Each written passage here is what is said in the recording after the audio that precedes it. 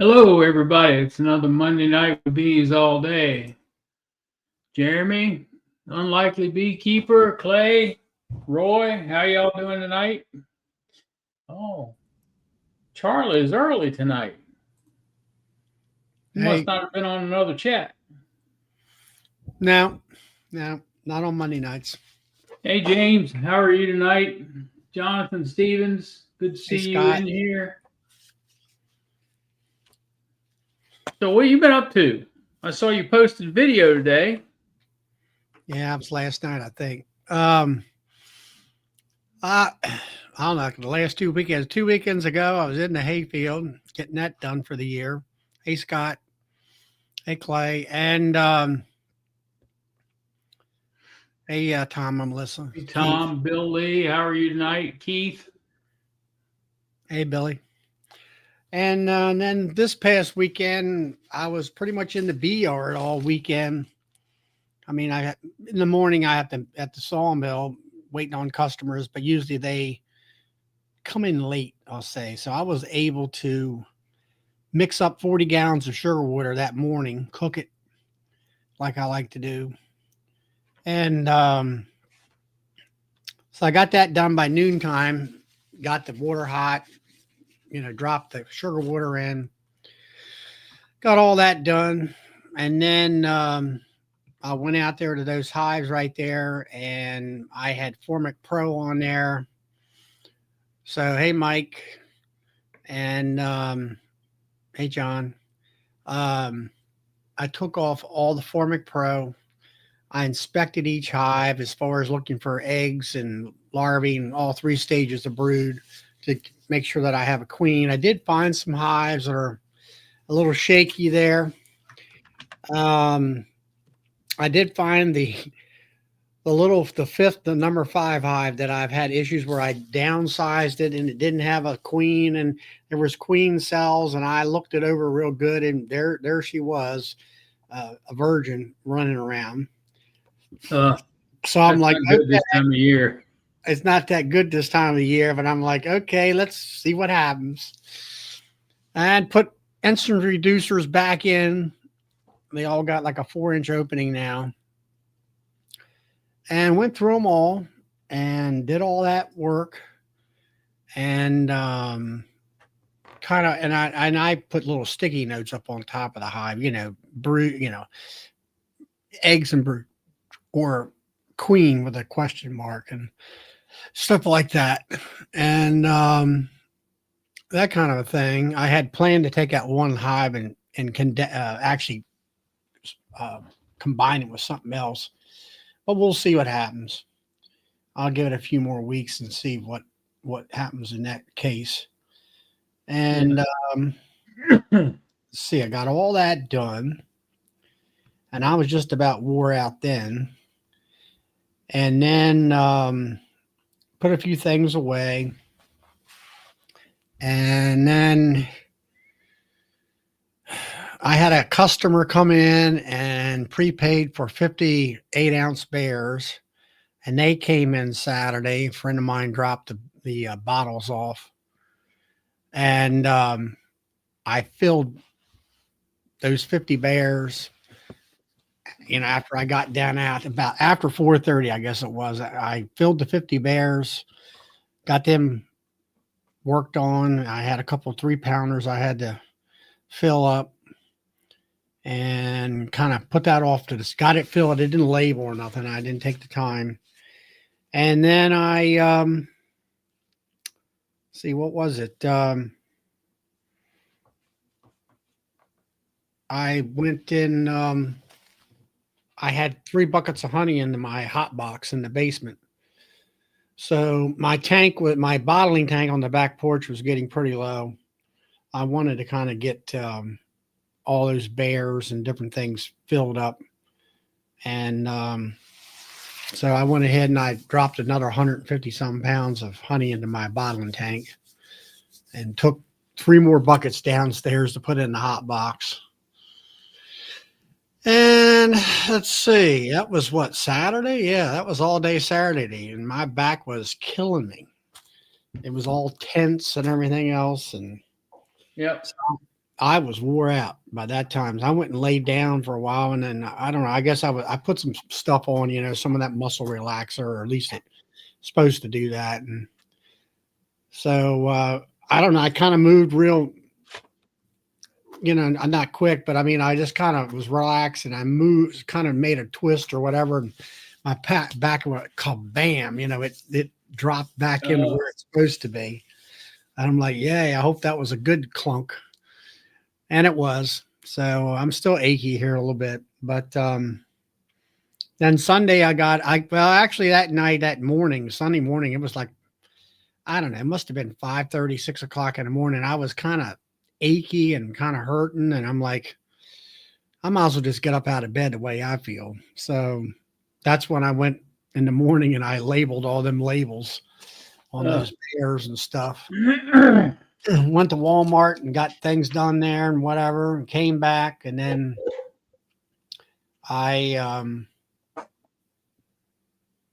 let's see. Well, also on Saturday, I put the pump tank. I cleaned the pump, make sure it would function right on my tank.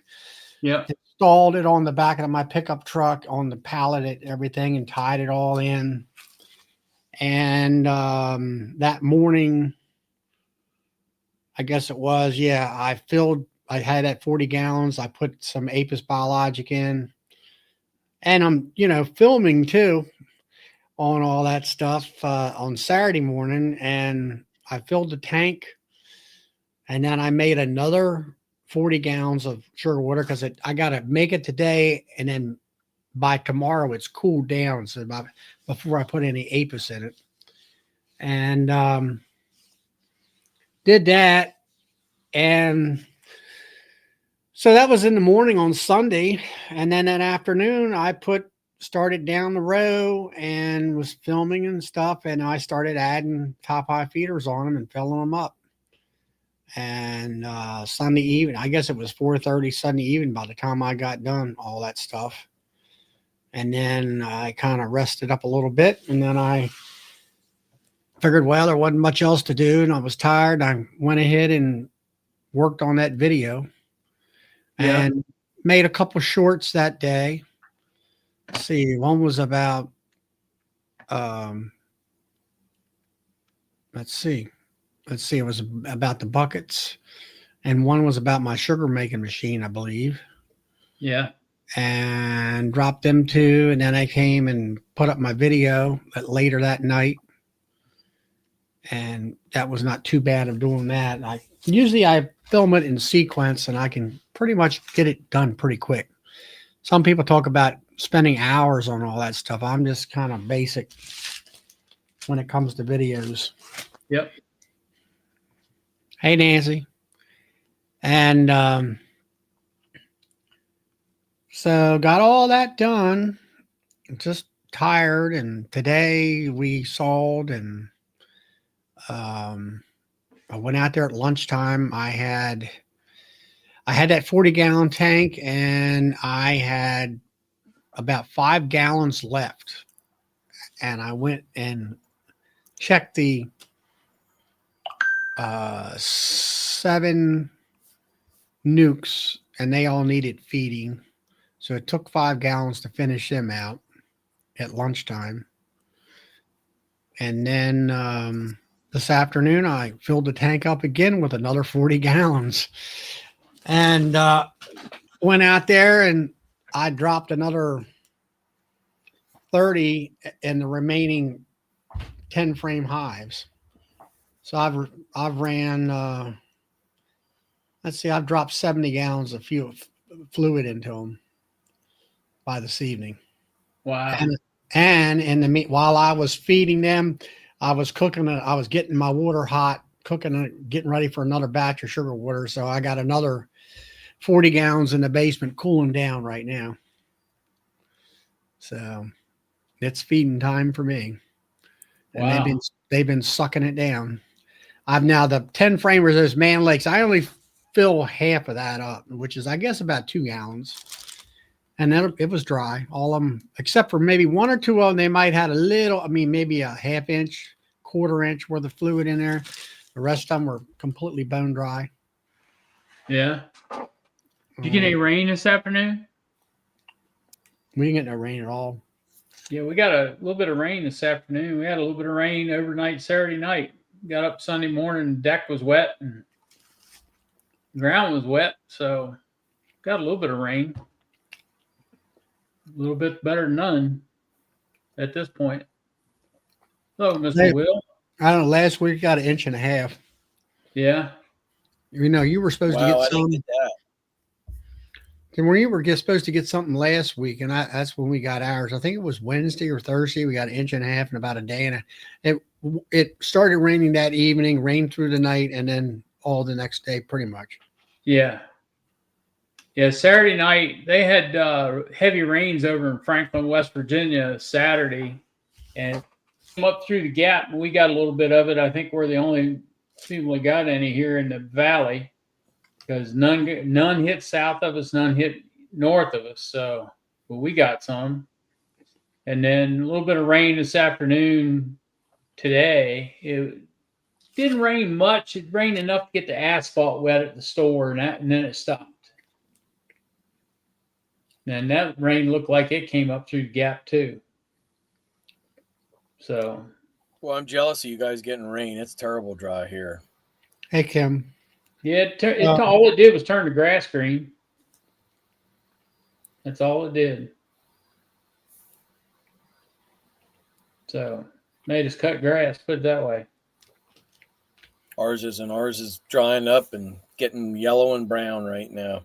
Yep. Hopefully we get some rain here over the next few days. They're calling for some. Yeah. Yeah, I was just going to say that they were calling, I don't know, 20 and 40% here and there type of thing. Yep. Hey, Kimberly. Yes. What have you been up to, Will? Besides working? I took the weekend off. Deb and I went down to Ocean City and took the truck out on the beach and Yeah. just kind of got away from everything for the weekend. Let me tell you, it was great to get away. Yep. Well, I got my honey pump set up. I'm I saw pumping it out of looks drums great. now instead of buckets. So how many pounds in your 2 bottling tanks? You got 2 bottling tanks set up for each bottler, and how much honey? 300 each. 300 each. pounds. Yep. That's like 5. What is Well, that? Five that's gallon what buckets? that tank I got. Well, that's what it holds, 300 pounds. Yep. Yep. Oh, And okay. Right now, I put 150 in a week ago to get it filled up to be able to fill some orders. And I put another 150 in this week, which I had planned on doing that. I had dropped that thing about 6 or 8 inches with sales. I got one person that comes in. She brings those 6-pound mason jars. It'll hold about 6 pounds of honey. I think it's about 2.5 quarts. And anyway, I filled those 2 up. Those 50 bears up. That's 25 pounds right there. Yep. And what else did I do? I sold 6 pounds of honey out of the mill, filled them up. And that's all on that cart. You can drop it down low to put the honey in, and then you jack it up the bottle. Mm-hmm. Yep. I got 1,000. I went to Harbor Freight when I bought that thing. I bought 1,000-pound scissors lift. Now I'll have to say that if you had 300 pounds of honey in there, now you got to count I was calculating the water. You got about 8 gallons of water in there. You've got the tank, which is at least 50 or 60 pounds. So you're around 400 pounds, maybe 500 at the most. So I got the cart that, quote, is for 1,000 pounds. I would say that, being it's Harbor Freight, I wouldn't want to leave it up in an up position all the time because it's gonna sink, that thing. Okay. But for me, it ain't gonna. The seals are not gonna hold that long. but I've had it for I don't know how many years, and it's in the down position all the time. And I'll sit there, let's say 20 or 30 pounds of honey, 10 minutes, 15 minutes to do Yeah. that, and then I just lower it back down. And then when I fill it, I have that, I think I showed you that. I had that there wooden platform that I made where I stand on that, and then my bucket of honey is on the table next to me. Instead of me lifting up like that over my shoulders or whatever, I'm at waist height. And I just kind of Yep. cradle it in my arm like this, wrap my arm around that bucket, and then just pour it into that. I pour it into the fine strainer of a bucket strainer. I made some maple sticks that I lay across the top of that thing. I always refilter it, I guess you would call it, or restrain it. I've caught like a piece of wood from maybe a frame. I don't know how it got in there, but whether it fell off of me or whether it was off of it looked like a chip off of a frame. And you might get an ant, let's say, in the bucket. Or There's something. no strainer on it. I've had one time where I'm filling, and the bees are inside. It gets in there. Bee got in one of the honey buckets where you're pouring it through that strainer. It catches any of that kind of stuff. Not that I see it very often, but once in a while you'll catch something. So I make sure I double filter it, and then I try to keep the tank full. So, Bill, what's the pound count right now that you got bottled and labeled? 2.5 pallets. Okay. How many pallets total for this month or for October? So a pallet is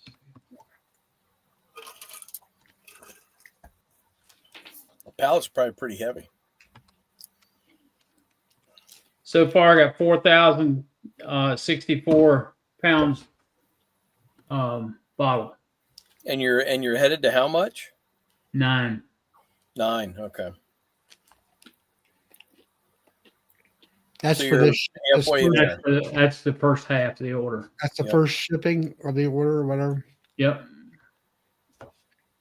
I'll be done by probably Tuesday next week. I'll be done. So you're all full speed ahead now with your drums and your pump and your tanks, and until the next line comes. I want to say it that way. Till the lull comes. Well, it takes 67 weeks to get it here, and then another 2 to 3 to get it set up. Okay. So hopefully you'll have it by Christmas. Is that what you're thinking? Knock on wood. Holidays are coming up, so yeah, that screws everything up. And it depends on truck drivers whether they can get it here or not, because it comes by freight. Yep. Well, you got a little daylight. You got that half of that first order put together, so yeah, you're right. That's a good thing. Yep. So is that what you're going to do? You're going to have 2 shipments a month of 9,000 pounds? Yep. 2 shipments a month. Okay. Sounds good. Yep. Sounds like a lot. Hey, Brian. 5.5 pallets each one. So, are you doing that, Bill, or you got folks working for you too? Now? Well, I got folks working for me too, but I'm also bottling in the evenings too. Mm-hmm. So keep them tanks running, huh? Yep, got to keep them moving. That's the only way to make any money. Don't you need to have a bottling class now, and they put 2 people on it at a time, and right? No, 3. 3 people at a time. 3 people at a time. Okay. Yep. That way they can see what it's all about. Yep.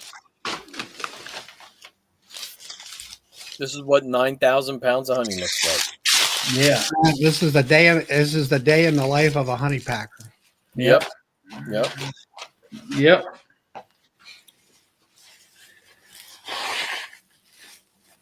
Almost makes you want to be careful what you ask for, doesn't it, Bill? No. No. Oh no, it's not slowing you down at all, huh? Nope. It ain't slowing me down one bit. Wow.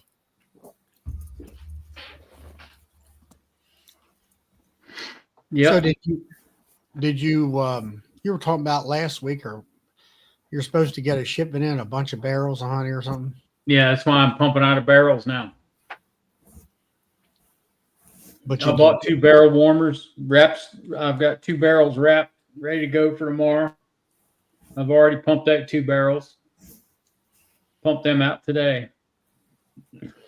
Yeah, how when you do that and you got I know you got a, what do you call it, a pipe in there.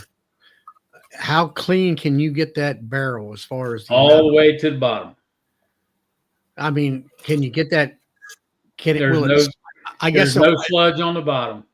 no, but I mean, you know how honey is. You get it down in the bottom, and there's always that little bit. You can only suck so much of it, right? Yeah, it leaves about a couple inches in the bottom, maybe 5 pounds, 10 pounds. And now I've got an extra barrel, so it's a dump barrel. So everything extra is going in that barrel. So you can tip it. Yeah. That's the size of a regular 55-gallon drum, right? Oh yeah. Anybody need any drums? Do the lids come Well, off? don't they buy them back up there? No. Dutch Gold? One time use. Really? Wow. Yep. Are they plastic liner, or are they just the enamel inside? The enamel inside. Or enamel inside. That's what that drum on that my sugar maker machine is. If you you'll see a couple little markings on it. It'll say what does it say? OH. It's orange honey. It came from Florida. Yeah. Citrus. I know somebody that might be interested in them. I got to hit them up. Charlie and I will see them tomorrow night. And all. That's what I used. Is now does those? Yeah, I get. Is yours the type that the lid comes off and you got a band on it? Yep. Yeah, that makes it a whole lot easier. Yeah. Tell me about it. Yeah, about dumping honey. You don't have to worry about that bung hole. Yep. Yep. Yeah, that'll work. Yeah, that licensed pump, man, that's a honey pumping machine. That's great. No air, no foam. It doesn't, and I've got it set pretty high on the speed. It doesn't foam the honey at all. It's great. Yeah, because I seen Cayman had one of them. They were talking about it, I don't know, 3 or 4 years ago. And I forget what he was pumping. I think he might have been Pro Sweet. I'm not sure. Yeah, you can pump anything, any Hive viscous fluid through it. It'll pump Pro Sweet. It'll pump high fructose corn syrup. You name it, it'll pump it. But now, when you say high viscous, you're talking about. I mean, Pro Sweet is thick. Yeah, it'll pump it. That's a lot of. I mean, like my diaphragm pump, I'm cooking 2 to 1. Well, it's not quite 2 to 1 because if I put the extra 50 pounds of sugar in there to really make it true 2 to 1, it'll just sit there and look at you and say, I can't do this. Can't do that. And all. Look at this. We've got scrolling specials across the bottom. Yeah. That's getting pretty fancy there, Bill. That's cool. Yeah. I got my bill today for StreamYard. Oh, okay. Yep. For what? StreamYard. Oh. Same. Does that rattle one's teeth? Almost. I know. I know what you mean. Yep. So I went from annual to monthly. Ouch. So, Monthly's higher. no, it's cheaper. When you figure out in the long run what it cost me to do the annual and then figure out what it cost me to do the monthly, is cheaper. So, yep. Yeah, they really got out of hand as far as I'm concerned. They pretty much almost doubled the darn price. No, Nancy, you don't have a StreamYard bill yet. You'll get one. You better be sitting down when you open it up, too. Ouch.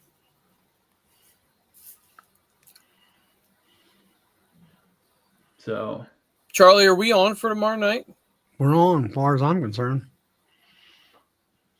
Okay, good. I haven't. where are y'all going to dinner? It's called a round the clock diner down there in York. Uh-huh. With that person you and I were talking about? Yep. Oh, he's going to go? Oh, not the Amish one. Oh, okay. The one I went to Georgia with. Ah, okay. See if you can nail him down on bee prices this year yet. So I can start. I don't know. Does Gardeners won't have that out for a little while yet, will they? No. They were saying 1st of October. Oh, were they? Okay. Yeah. So. Yep. So Tom, via honeybees, I guess it'll be a while before you get your test results back on whatever they're testing. Sounds like something I participated in, that National Honeybee Survey. Yeah, that's what it is. Oh, okay. Yeah, I got a letter for it too. So I didn't get a letter for it. I just usually go to my bee inspector and she takes care of it. But I get one every year. I don't have time. That's the bad part about it. I don't have time. So, Charlie, did your state inspector come in and do a mite count on all your colonies? Well, she came in order to participate. She has to have so many people, and you got to have at least, I think, a minimum of 8 hives. And she comes in and takes all the samples and stuff, sends it in, does all the legwork, and then I just get a report back. So she takes live bee samples. Let's see, brood, like, the white brood and all that kind of stuff, larvae. She'll smack that frame onto a stainless steel tray, pick all that kind of stuff up, put it in a baggie, and send that to the laboratory. What else does she do? She inspects the bees. I think she does mite washes too. And I don't know, all that kind of stuff. And then the laboratory gets a hold of the bees and things like that. And they go through all the samplings and stuff. Then you get a report back. But with them shutting down Beltsville, or they're going to move it or whatever, I'm not sure whether that's even viable right now. What are they talking about? Potentially, I think I saw something they might move it south. There he is. Come on in here, Tom.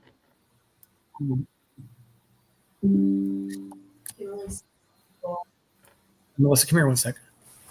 Oh, never mind. Sorry about that. Did I have an echo in there? No, you're good. Okay. Hi, Melissa. I just figured it out. I had the other one open. You only have a half hour. We got a meeting at 8. Yeah. So Charlie, I remember you talking about, I wanted to jump in just for a few minutes, but I recall you talking about that program, and I never connected the dots on it.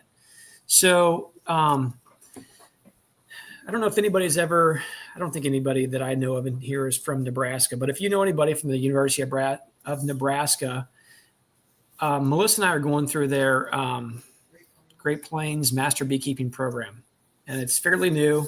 It has some kinks to work out. I can tell you that, but they're trying. And so anyway, we give a presentation last fall for the Missouri State, and a couple of the Sheldon and Courtney Brummel, they are in charge of. They work under Judy Woo Smart. She's a professor there in the Bee Lab. And anyway, the short of it is they were doing a bunch of tests. So he heard Melissa and I giving a presentation on it, and he asked about potentially utilizing that as part of our project for our master beekeeping program and stuff. I guess they enjoyed what they heard. So anyway, long story short, we kind of made some connections there. And anyway, when I found out, he had told me that he was looking at doing some testing in a few different areas. And this funding that, like Charlie was saying, is actually part of this pamphlet right here.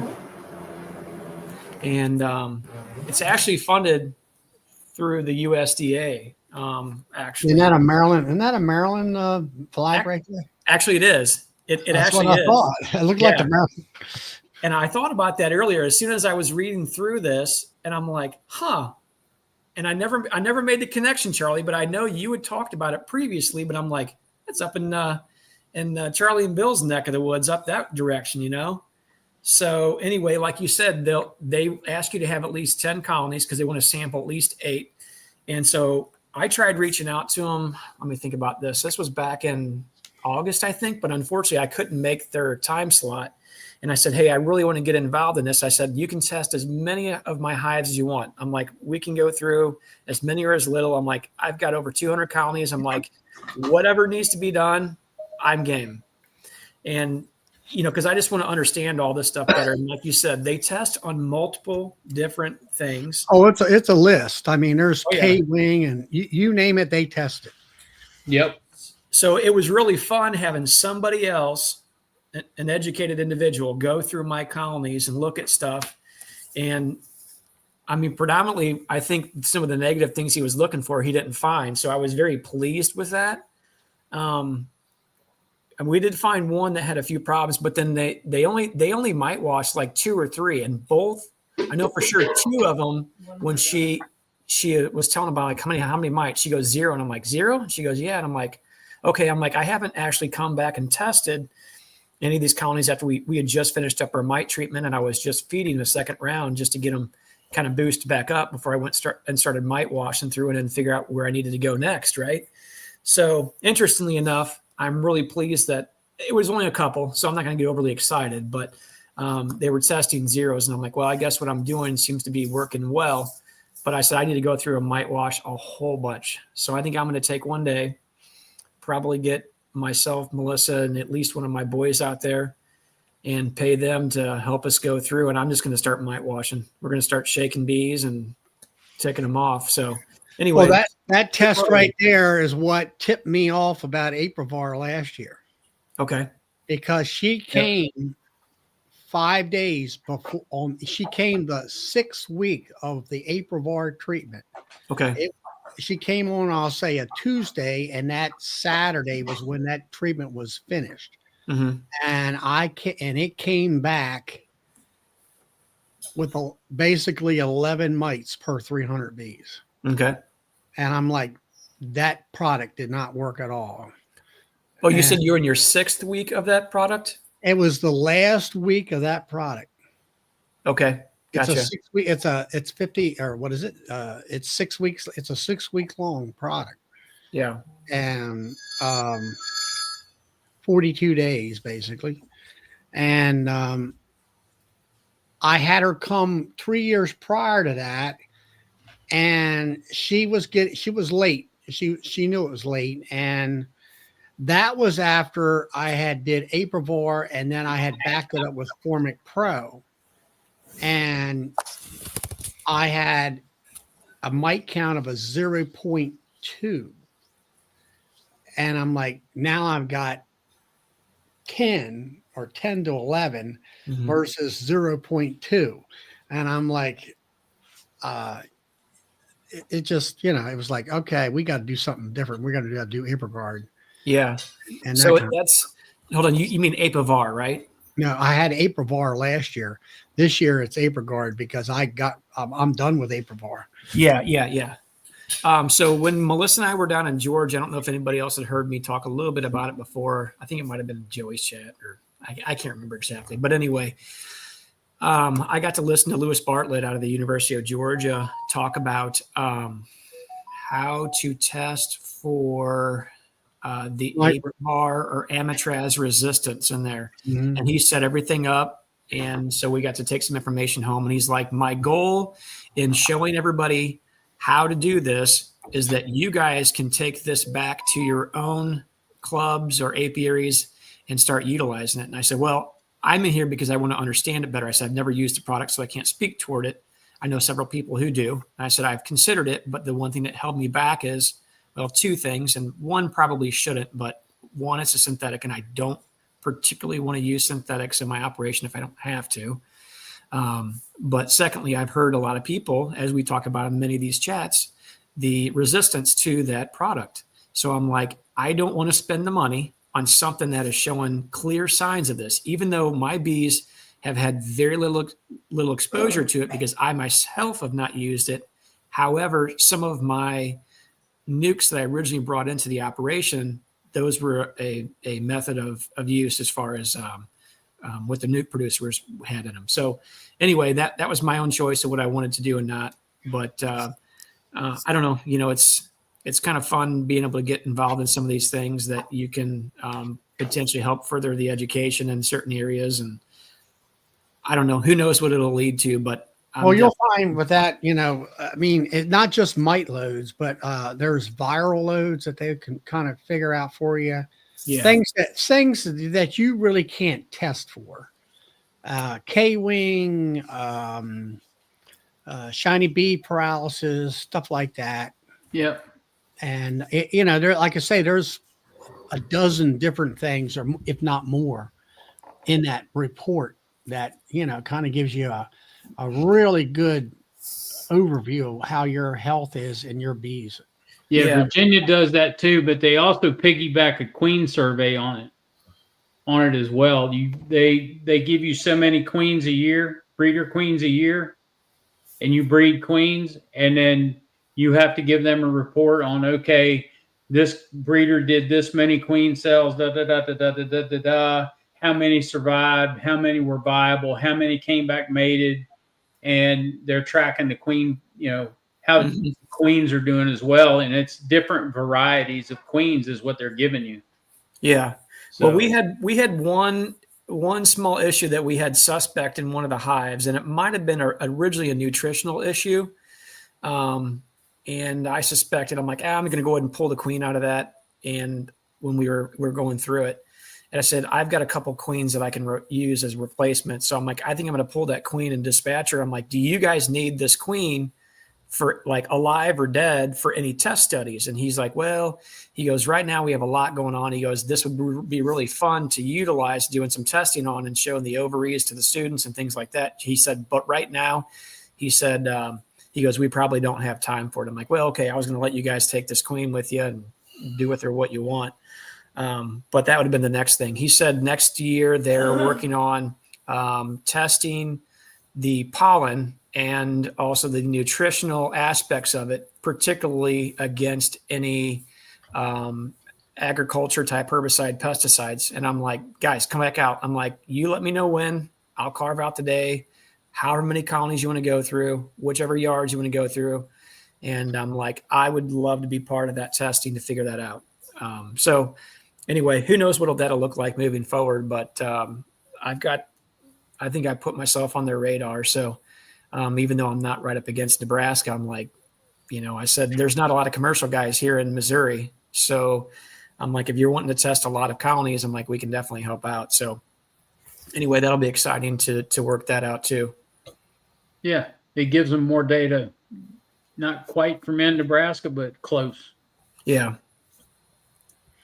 Well, that, and like you were saying, I don't think they don't have maybe the opportunity to do, let's say 200 hives in one location Well, I mean, I'd be happy for them to do that. If we wanted to go through all of them, I'll spend all day and we can start bouncing through all of them. But Like I said, they did the mite washes. They did, like you said, they took samples of stuff, and I'm like, you guys can take samples out of these colonies, whatever you need. I'm like, just don't kill the colony, but if you need a frame or something, I mean, whatever. I'm like, I'm happy to oblige. Yeah, that was the biggest thing. Me and Sybil were there, and trying to find the queen, make sure you find the queen, Yeah. and she would look, it was like I had the last decision. Yeah, all right, I don't see it. Let's go ahead and shake it. Right. You Well, know. he told the study's not supposed to go after target certain colonies, like not specifically targeting bad ones or good ones. I think per the information they're needing. And he's like, which ones you want to go through? And I'm like, I said, you go through whatever you want. Like any colony that you see here. And I told him, I said because I still have a lot of double screen boards sitting in there with 2025 queens on the top and some 2024 queens in the bottom. I said, if you want to go with some of my older queens, hit these. I said, if you look at the lids, they're all marked in blue or green. I said, that's how you can tell, if it's a 25 queen or it's a 24 queen. I said, we don't have to do just 8 or 10. I'm like, we can do 20. I'm like, whatever you guys want. So I think they were on a limited time budget. And like I said, they were catching me on their way back through basically. So, interested to see what that looks like. Some of these tests that they have done would have cost, like Charlie, you and I would have cost us hundreds of dollars. Oh yeah, to do, and we get to pay a goose egg, in the name of research. So, I'm game on that all day long. The one other thing I read inside there too, which I thought was interesting, it talks about requirements, but it also lists underneath that priority will be given to queen packaged nuke producers, honey producers, and apiaries used for crop pollination. So they want to see specifically a large section, I guess, of bees that are really kind of, I don't want to say getting beat up, but they're really being utilized for the commercial aspect, I guess. Yeah. So, cool program. I'm really anxious to see what some of that information comes back as. So, we'll definitely be getting involved with it again as soon as we can. Yeah, I haven't. I don't do it every year, but it just. And another I don't know how it works where you're at, but if you participate in that, the inspector gets some financial support, I think. I mean, it depends on each state, how they get paid and whatever. I mean, our state's not the best paying state for bee inspectors and stuff like that, because she needed money to pay the contract type bee inspectors that they divide our state up in different sections. Yeah. Like out in Western Maryland, which is close to West Virginia, there's an inspector out that way. And then we have the Eastern Shore, which is next to the Atlantic Ocean. There's an inspector in that way. There's inspectors down in Southern Maryland where Ryan Peabody comes on here in his area. And then there's like the area around Washington, D.C. and counties up around where I am. Mm-hmm. And sometimes she can get people that have the education and know what they're looking at. And other times, it's hard to find people.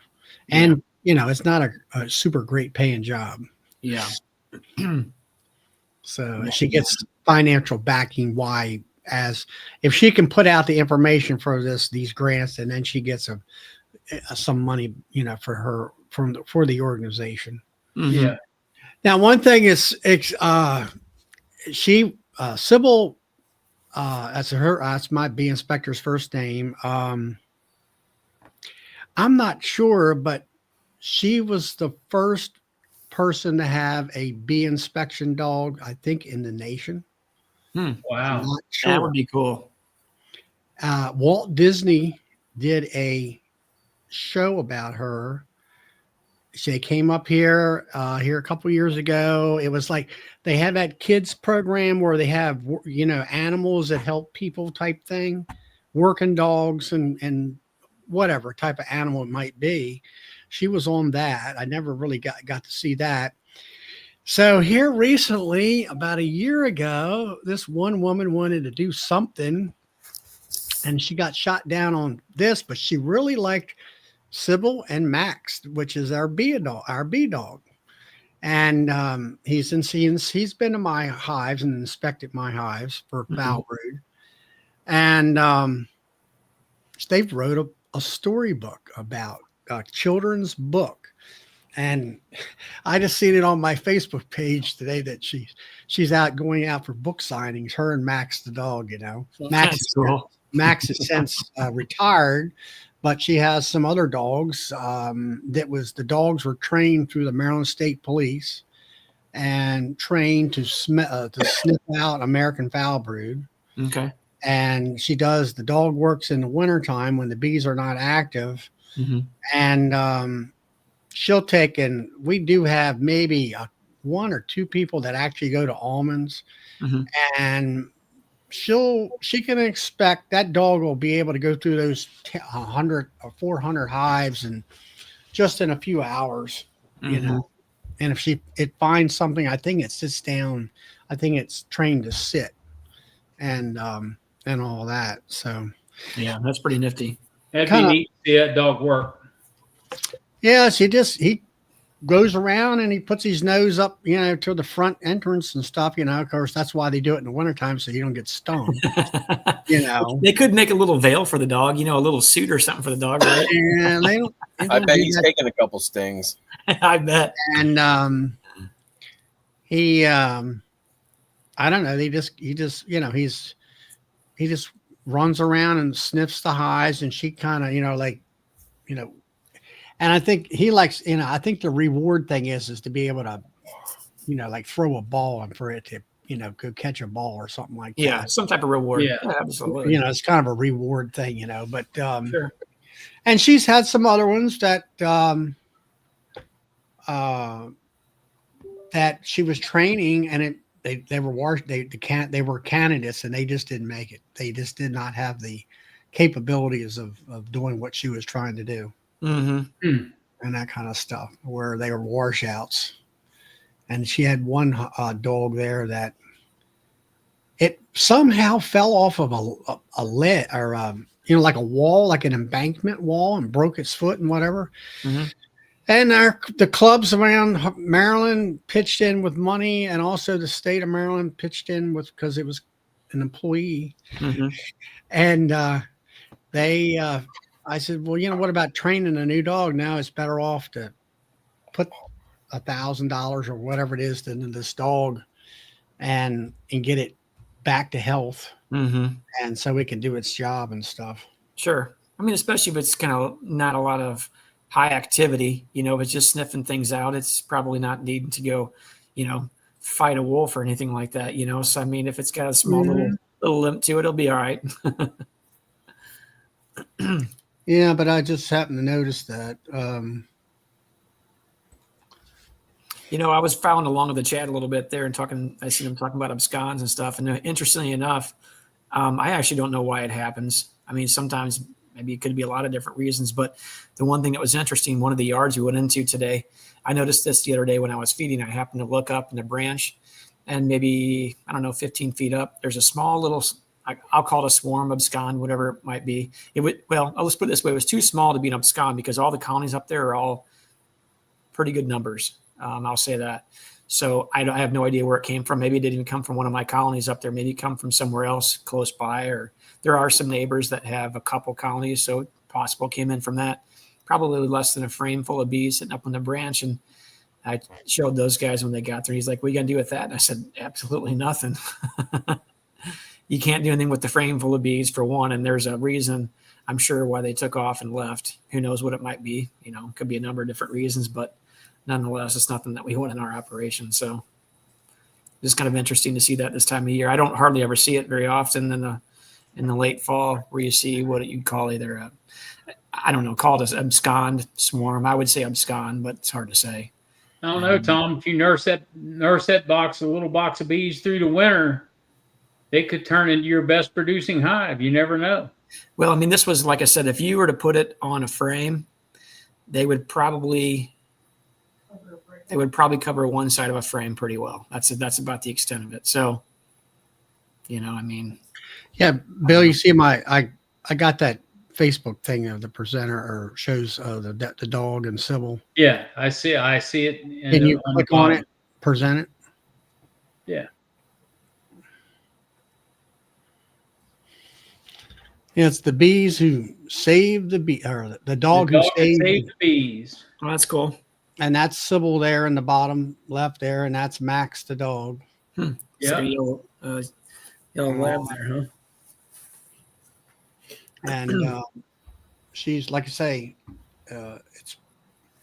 they have been around, or she is, the dog and her have been doing that for quite a long time. Mm-hmm.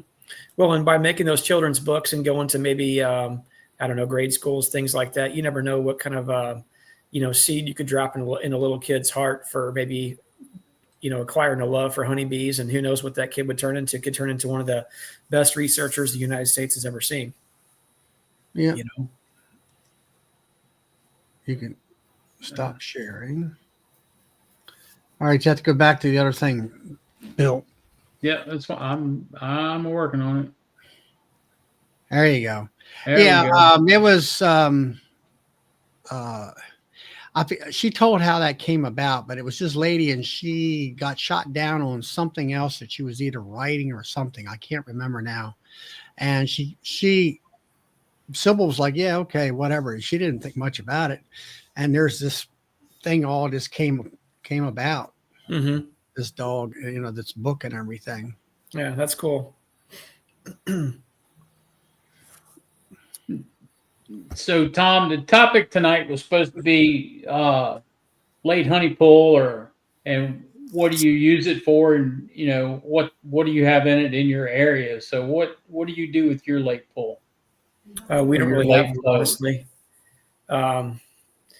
So I mean, we've been, obviously most everybody knows us and have understood what we kind of have done or somewhat do, I guess. But our main focus is not really honey production. And I'll be honest with you, the last year, particularly, and this one so far, shaping up to be a poor fall flow for us. So I don't typically take any of that. Partly it's a little bit laziness. I don't want to deal with any more honey. I don't even like it, as far as having to deal with it, Yeah, but you got all that big major honey equipment there. Yeah, it's just it's a pain to set it up, Charlie, because I don't have a designated honey house. If I had one, absolutely, that's I might what I feel a little differently, because all I'd have to do then, it'd be easy if it was all set up and I didn't have to go in and manage the whole thing. I could send my boys out to go pull some and say, take it inside and extract it, and we could have a fall crop or something. But it's the last couple of years has been not great, I guess, as far as that goes. I had to feed back a fair amount of sugar syrup this last year, and so far I've fed back.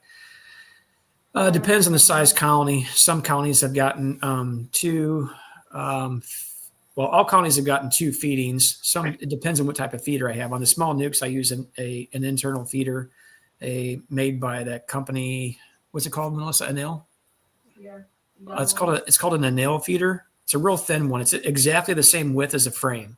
Yep. So my gripe with the division board feeders, everybody does it with the exception of this Anil. And I don't even particularly like the Anils. They have some issues too. But every division board feeder takes up a frame and a half.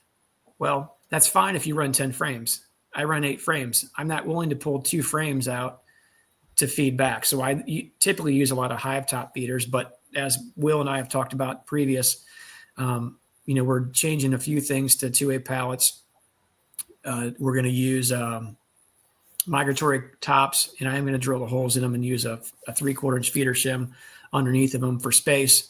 But anyway, and then I'm going to probably start using buckets on those. I haven't gotten to there because I've been busy with other things, but nonetheless, I've got some of that stuff already set up and what have you. So, one step at a time, I guess. We still have to landscape. So, there's that.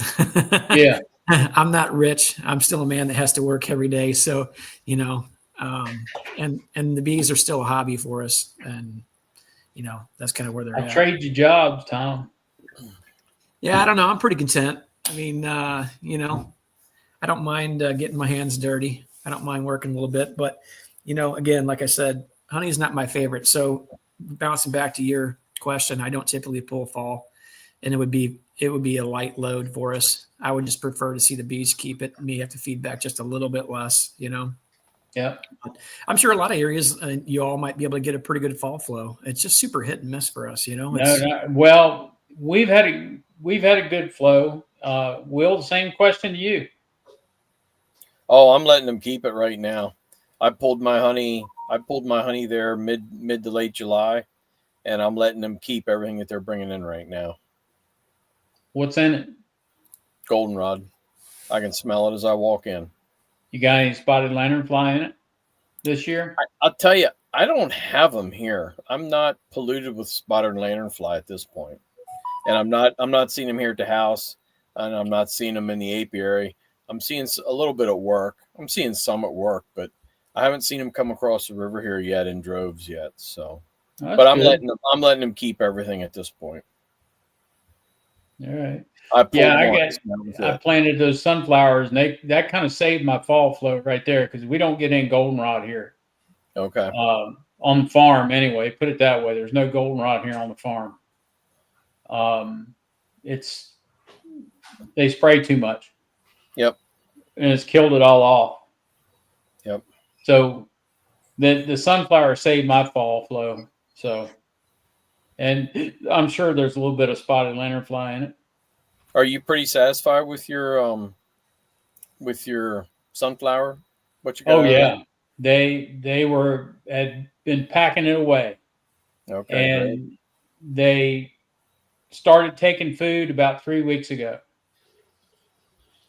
So. Okay. Tom, have you dropped any colonies on your new 2-way pallet you built yet? No, I haven't, Will.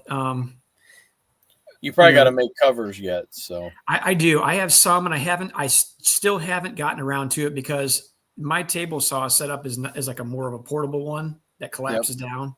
So if you're ripping the 4x8 sheet, you really need to have two people doing it. I mean, it's just a pain otherwise. And I want to make sure I get everything nice and straight and true. So I needed to do it when at least one of my boys is back here, and I've got them doing a lot of work and stuff too. So it's difficult for us to kind of get that figured out. Once I can get that ripped down, then I can finish everything up myself, but just hadn't gotten that far. But I kind of, hopefully now that we had a couple of big landscaping jobs last week, and if anybody's seen, we put in that putting green, which is really fun. But anyway, we needed to get that done for a party that was going to be happening. So I was really pushing on that. So hopefully this week I can make some time here and maybe get those taken care of so I can get them swapped down to the 2-way pallets, and then also the migratory lids on top of them. And I'll throw buckets on top of those. So, yep. But yeah, I'm unfortunately, hoping to get there this week. I got about 50 lids that are drilled, and hoping to have buckets, a bunch more buckets on here by the weekend. Yeah. Hey, listen, I don't mean to cut you guys off. I actually have an online meeting for the Missouri State Board in 1 minute. So I just want to jump on for a minute and talk about this just a little bit. It's kind of a fun little project, but I appreciate letting me come on, Bill. Yeah, not a problem. Anytime, Tom. You guys take it easy and have a good night. Yep. See you, Tom. See you. See you, Tom. So, Phil, come on in here and talk about your fall flow down there. What do you got going on down in Texas? There we go. I hate that. There we go. Yeah. So, Charlie, same question to you, buddy. I have no fall flow. I do have maybe a little bit of goldenrod. It's scattered here and there around the roadsides. I do see some yellow pollen coming in. 3 years ago, when we had a heavy duty spotter and lanternfly where you couldn't walk without getting smacked in the face with them all the time, I would get a super of honey, but I didn't like the taste of it. And I just let it on, let the bees have it. Yep. And as far as here recently, what I seen after inspection of this past Saturday, I had fed some of these hives with some Pro Sweet, and maybe give them 3/4 to a gallon, and they pretty much sucked that dry. So it's been pretty dry around here. So are you cutting your Pro Sweet, or are you giving it to them straight? I give them to them straight. Yeah. I mean, when I'm feeding, that's the thing about Pro Sweet, you know, they can't smell it, and that's what I like about it. And then I've been feeding Sherwood here, so you could definitely tell the attitude has changed. Now, yes, Sunday was overcast. They weren't flying, you know, they were really calm. Great day to put those feeders on and all that. So several of you have made a comment. This is what a spotted lanternfly looks like. Yeah. It doesn't have any And that's light. the adult. Yeah, that's the adult. It's when it closes its wings up, it's kind of gray looking. Yeah. And it's more of a moth than anything. It's about the size of a moth. It isn't like a lightning bug where it emits the little light and all that. No. And now that, like I said, that's the adult.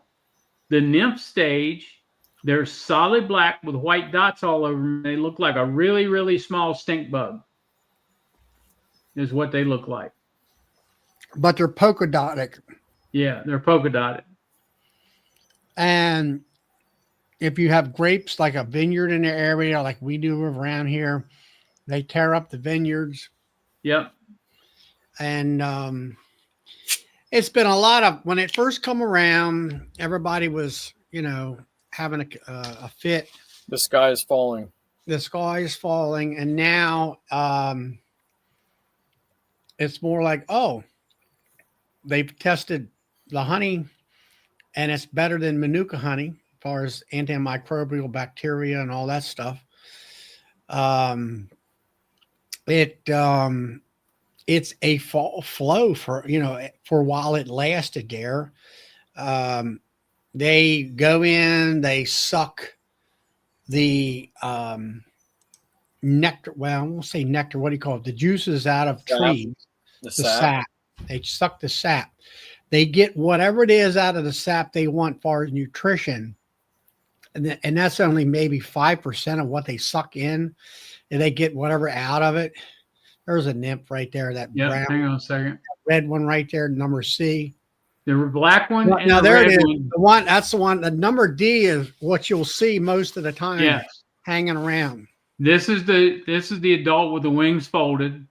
The B and C are the nymphs, and A is the egg sac that you see on the trees.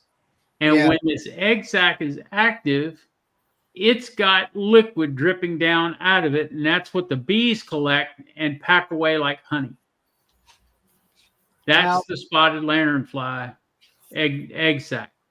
Right. So when we talk about spotted lanternflies, that's what we're talking about right there. Mm-hmm. So it sucks the sap out, and I'll say 90% of it they don't use, and they excrete it. It's sort of like urine, and it's tacky sap all over the sides of the barks of the trees and stuff. And the bees go over there and, oh man, this is great. It's basically sugar water, and they suck it up and they make honey out of it. Honey dew, as they call it around here. Yeah. It does have the aftertaste is sort of smoky. It's kind got a smoky like afterbite. a smoky barbecue kind of a taste to it. Yep. Some people love it. Yeah, some people love it. I mean, there's places in Pennsylvania that sell it $35 a pound. Mm-hmm. Yep. So, I mean, Nancy can tell you about it. When that first come out, they advertised it to be the Hive microbials and all this other stuff. It's great for your health, and they were selling it, like you say, like $35 a pound. Now everybody's doing it. Yep. And so anyway, I would leave that supers on. I probably could have got over 1,200 pounds, I guess, when that if I would have, spun that stuff out. And no, I wasn't trolling you, Phil. So same question to you, Phil. Yeah. What you got? So you do get a fall flow, right? Well, sort of. So what I do get you one- use it for, and what's in it? Well, I don't know exactly what's in it because I don't see much goldenrod, but I get it at my home yard in Capel, but I don't ever get it at the farm. Anything that's even close to fall down at the farm is awful tasting, but it's not very much. And now I'm thinking I'm getting a little bit at Crossroads in my new yard. I just don't know for sure yet. There was one colony that had most of 2 supers. A couple of colonies had most of 2 supers, but most of them had, well, I don't know. It's hard to tell because back in August, I put on half drawn comb and half undrawn and gave them some sugar water. Some of them were really like, as a matter of fact, at Crossroads, I need to go back out there and give them some more sugar water. I took those that were light, I just took the honey supers off of them. But so it's kind of like a mixed bag of need and feed, and also some of them are putting on some honey. So Well, I really don't know what to think about that. That's 27. No, I'm sorry. Yeah, it's about 24 miles north of me. So I don't know how that's going to turn out. But yeah, here in Capel, man, I went in there the other day. I knew they were putting on something because you could just tell the bees were super busy and the hives had that smell, that classic smell. And so Hope wants to know how your cotton did. yeah, that's another story. So I've put on a 3rd super of drawn comb on my Capel hives. I have basically 8 production colonies there, and 5 out of 8 had 2 full supers already. So I put on a 3rd on those, and I'm expecting a pretty good bit. And it sells too. I mean, I'll sell all of it at the farmer's market. None of it'll be sitting around long. Phil, how many colonies are you running? I'm between 60 and 65, somewhere in there. Do you spread out across a good size geographically or not really? Yeah, about 40 of them are down at the farm there's an hour and a half south. It's 95 miles, kind of door to door. It's 80 miles as the bee flies. Okay. And then I go like 20. Actually, let's talk, because bees don't follow highways. Let's go to straight lines. My farm not my farm, my friend's land up at Crossroads is 17 miles due north of me. So that's a pretty wide range, north to south. Do you see significant differences in your flow covering that much area? Absolutely. Yeah. My bees down the reason I have bees, and we're going to talk about that cotton honey next. The only reason I have bees out there is because my Richland bees it was a total failure down there. They gave me 185 pounds, which was way less than 40 colonies ought to give anybody. Yeah. And Yeah, 40 colonies, you ought to have 3,000, man. I know. So you guys on here, but what's great, I kind of bitch and moan about how little honey I get on a per colony basis. But if my Capel colonies do what they're projected to do now, if you take the whole season, I'm going to get 80 to 100 pounds off of those hives in Capel. Each hive? Yeah, I got 300 pounds off those 8 so far, and I think I'm going to get between 400 and 500 off of them for the fall. I'd be singing and dancing about that.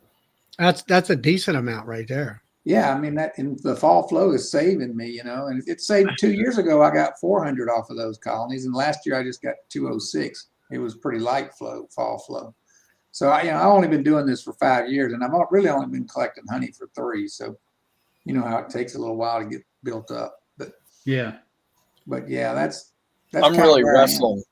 I'm really wrestling with that, a consideration of that next year. I have all my bees here within, I'm going to say 25 miles of me, but I'm kind of wondering if I shouldn't push some up north, maybe be that hour and a half or 2 hours from a yard, or take some bees up there and drop them, so I have a little bit more coverage in some different geographic areas. So all my eggs aren't in one basket, You know what I mean? Yeah, but where are you talking about, Will?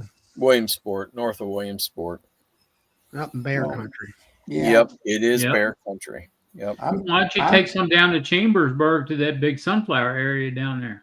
I could have. I was in the middle of too many things with those Maryland colonies that I got. I'm gonna tell you what, if you ever see that sunflower nectar, that sunflower honey that they make, Mhm. you'd be surprised. It's worth it. Yeah. Yeah. Well, I'm not endorsing There's a having bees spread out like that. It's just by chance that mine are like that. I had the farm before I started beekeeping. And then the thing up at Crossroads is that's all part of pollination contracts. So I get paid for those whether they make honey or not.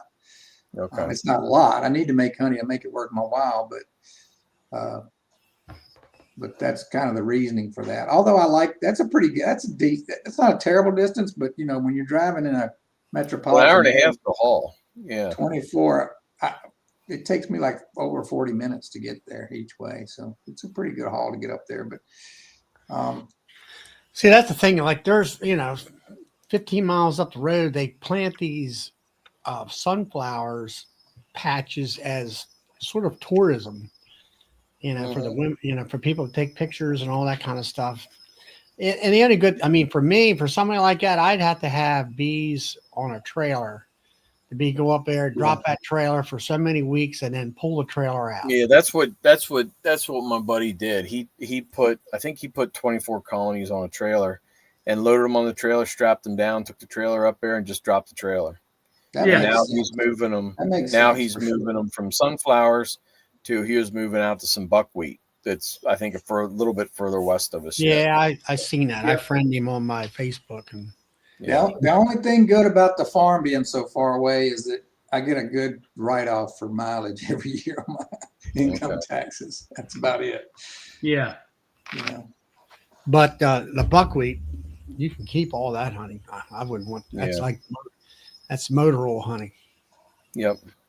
Hey, Brian. Well, this year's the first I took on that other apiary, and like I say, it's probably 20, 25 miles north of me, and not enough to see a big difference in what was collected from here to there. But I'm just wondering, because the further away you get, then you gotta, how often are you going to get there, and what all do you have to drag with you? And, it's just gets a little painful. So unless you've got a storage facility or something like that sitting there waiting for you when you get there, you got to make sure you take the right thing with you at the right time. And every time I open a lid, the game changes, from what I thought it was going to be. So not sure if I want to get into that at all or not. All right, I shouldn't even be on here. If you notice, I'm still at my office. I've got a lot of work to do. By the time I'm to the end of my story, you'll know why. I thought that was the wood shop your office was. Huh? I thought the wood shop was your office. Yeah, I do too. That's the office I would rather be in. No, this is my. What's is that your house office or office office? No, it's an office. Ah. What do you do? What electrical is it or something? No.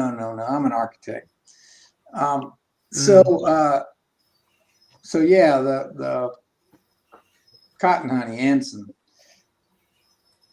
We had market on Saturday morning. We knew it was going to be a tough day, and then we were going to try to do the market. Then we were going to go get the bees ready to haul back, which is a 3-hour drive from my house. And then we were going to get them ready, and then we were going to try to hunt for an hour or two because dove season's open, and there's a lot of doves there. And then after dark, we were going to drive the 4 hours with the bees to the farm and unload them. Well, we were probably an hour getting out of town late. And then we hit tons of traffic all the way through Fort Worth. And we were when we got about 30 minutes out of town, I asked Noah, I said, did you grab that bee bucket? Which it had the smokers, it had everything we needed. And I had just told him, and I loaded everything up in the truck, and I said, just grab that bee bucket. That's all you got to get. And he put it down and went and got the guns for the dove hunting. and left it there. So we call my wife, or he calls her, and she agrees to meet us halfway back. So we go back for the bee bucket. Then we get back on the road. The traffic's terrible. So then we get about halfway there, which is kind of in the middle of nowhere. And all of a sudden the truck starts kind of shimmying like this. I'm looking at the dashboard, and it's kind of looks like the clock on the dashboard just bouncing like this. Do you have a Dodge truck? No, it's a Toyota. It's a good truck. I can't complain about the truck. The truck got 245,000 miles. Stuff's I was going to say, that kind of sounds like a Dodge Death Wobble. So Easy now. and I asked Noah, I said, something's going on. He said, I think it's just a rough road. And then I started giving it a little more gas, and it was just slowing down. Like, no. He says, the light on? I said, no. And then right when I said no, it came on. The check engine light started flashing. The little symbol with the trucks, the car skidding, whatever, the control or whatever that is. Yep. That came on, and then there was something called TSC or TCS or something. What are you in limp mode? Yeah, it may have gone into limp mode. I don't know, but so he said it was a check engine. My son used to work on cars quite a bit. So he said, yeah, if the check engine light's flashing, you need to stop. So I took the next exit. We got out, listened to it. Didn't sound bad from the outside. It didn't sound bad until you started giving it gas. And he looked up on the internet what he thought it was, and then he's like, he said, we need to find a O'Reilly's or a AutoZone so we can run a diagnostic on it. So we pulled that up, and I was halfway between two O'Reilly's or car places, and it was about 30 miles either direction. So now we've got to decide, do we call a tow truck, or do we I said, well, let's just drive it a little ways and see how it responds. So, and I decided at that point, everything had gone wrong up to that point. So I said, look, we're not going to be able to hunt. Even if we fix the car, the best we can do is move the bees. It's the best we're going to be able to do. So I said, I would rather, if there's something seriously wrong with the truck, I'd rather be closer to home than I would be further away. So we started backtracking to a little town called Mineral Wells. And we were able to when I got on the truck and started driving, it had that, when you would accelerate, it would have that.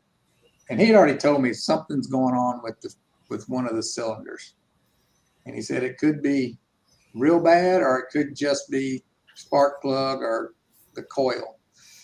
And and he said it's not good to drive it because it's dumping pure fuel into the catalytic converter when one of those cylinders isn't firing, that spark isn't burning the gas. So you're dumping, pure gas into your catalytic converter, which will tear it up, which is, that's expensive to replace.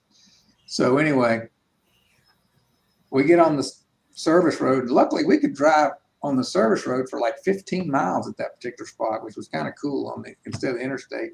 But I could get the truck up to about 40 miles an hour. And as long as you weren't going up a hill, it did okay. And we limped it into a O'Reilly's. You're in Texas. There ain't no hills out there. What's that? Hills in Texas. It's all flat out there. You don't think there is until your truck's not pulling very good. Then all of a sudden there's a lot of hills. And actually, that area where Mineral Wells is, that's a pretty hilly part of Texas right through there. How far do you have to push it? We didn't have to push it. We rolled into there, and the guy came out and put his whatever that is, that reader on it. And then, sure enough, cylinder number 2 was bad. And he went inside and printed us a little map that showed exactly which one. And my son bought the coil and the spark plug, put it in, and it runs like a top. Took him about 15 minutes to change it out. So anyway, I decided he really wanted to hunt those doves. He's never dove hunted before. And he's been doing a lot of shooting here lately. So I said, well, if I go in to work and work real hard for 3 days, which is why I'm supposed to be working instead of talking to you guys. And I'm here late. I said, well, I'll take off Thursday because I still got to go see my mom on the weekends. I'm not going to change that, until she's gone. But I said, we'll go on Thursday and we'll make sure we leave plenty early. We'll get to hunt and we'll haul the bees back to the farm, and I'll still be able to go see my mom. So that's where we are. I have no idea if the hives have any. We made it about halfway before the truck broke down. So there's my Halfway story. back to get the bucket, or halfway down there before you came back to get the bucket? The bucket.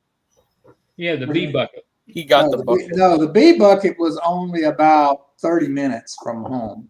Okay.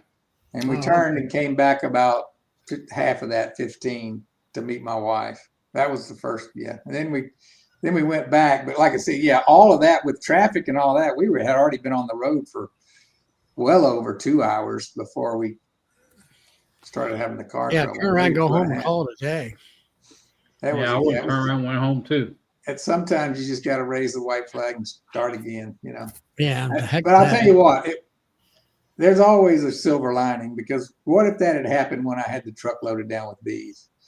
Then I would have had to find a O'Reilly's, and we would have had to get the part and then drive a little further away, find a remote place to try to fix it in the dark, and all that good fun. Yes, I'm like Charlie. I would have turned around, went home, and then put that rice burner out of his misery.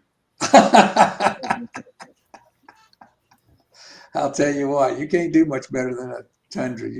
They're made here in Texas too, but the Toyota Tundra, Yeah, I mean they're a good truck, but they are. Yeah. The only thing with that, I mean, are they 8-foot bed? Mine's not. Mine's 5, I think, or 6. Yeah, I mean, what good is it? I mean, that's why you can't haul nothing in it. They come here all the time wanting a load of sawdust. I said, why don't you get yourself a grown-up pickup truck? Yeah, really. Well, it's got the extra cab on it, so that short. Yeah, but that ain't, you can't haul nothing. No. Well, heck, I can hardly find a place to park the damn thing anyway, Charlie. I live in the city. Don't you have a parking? Don't you have a driveway? I just have a little spot to pull in off the alley. I can't even park my truck in the back. I have to park it out on the street. Well, you live in the city then. Yeah, I do. No, I got an extended cab too, but if it ain't got an 8-foot bed, I don't want it. It's got to have 4-wheel drive too. Well, my next one will be a flatbed and 4-wheel drive for sure, but it won't be new. I can't afford those new trucks. The one I'm driving, what wasn't new either. I bought it. It's a 2007. I bought it in 2012, and it had 32,000 miles. And I was joking with Noah. I was like, I don't want to buy another truck because that thing's all beat up. I can take it out on the farm. I can drive through, and those locust trees can scrape it up, and I don't even care. It's an old truck. Who cares? Mm-hmm. I don't want a new truck to have to worry about getting scratched up. But yeah. Somebody see what DC said. He liked I watch Bracken's videos, and I'm jealous of his truck too. He's got a cool old truck. Yeah. See what Brian said? Yeah, his stock improved a little bit, Brian, that day. I forgave him for leaving the bee bucket after he fixed my truck. I think it only cost me like $90-something in parts. You have to get yourself a half track like Keith does. Yeah. Just get out of my way. I'm coming through. Well, there was a volunteer fire department near me where I was a kid growing up, and they had an old World War II weapons carrier as a brush truck. My buddy had one of them. And where the front bumper was, they pulled the front bumper off and welded a piece of railroad track on it, on the front, and welded a piece of railroad track on there for the back bumper.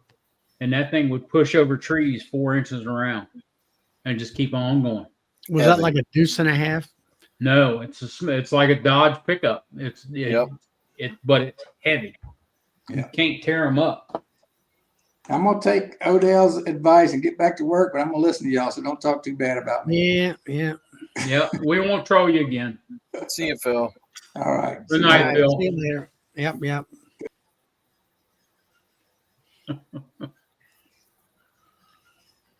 Bracken Well, was guys, I'm like gonna talking jump. that I got truck. an early morning. He's got an old Scout, doesn't he? I don't know Or what that is. Chevrolet in it. Oh, I thought it was an old International Scout. I don't know.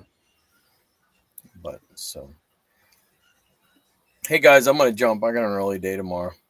DC, it's a 1-ton. See you tomorrow night, Charlie.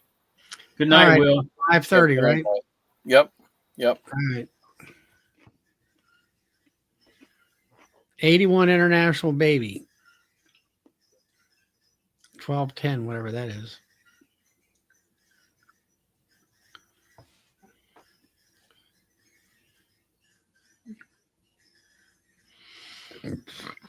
So, well, everybody's checking out tonight. Yep, everybody's checking out. So Oh, that's the truck model. A Yeah. 1210. International usually make a good pickup. Seemed like they didn't last very long. Or No, they didn't. how many years did they maybe make that? I Or didn't maybe even know they made I'll one in say- 81. I was gonna say it was the 50s, 60s, and 70s. They made one, and that was it. Hmm. And I don't think they made it all the way through 1970. I think it was about halfway through, and they quit. Did it get bought out? I'm not really sure. I don't know. I know that Pete from Just a Few Acres, he talks about all that stuff because he's a red power man. All that. I don't know.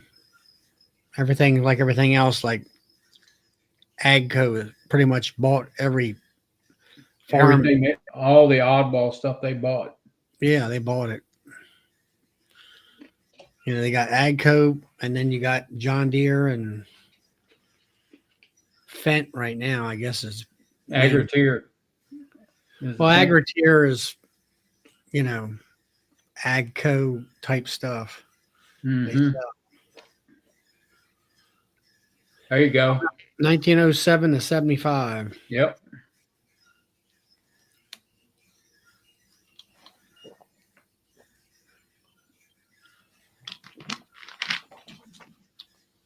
Yeah.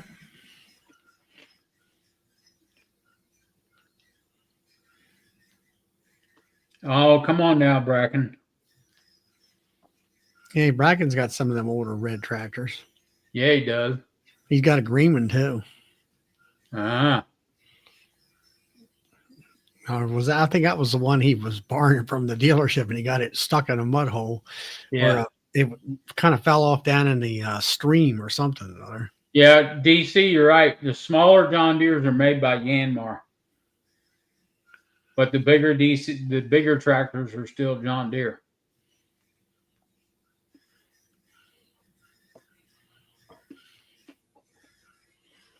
Yeah, we had an old John Deere who we turned a wheat thresher with.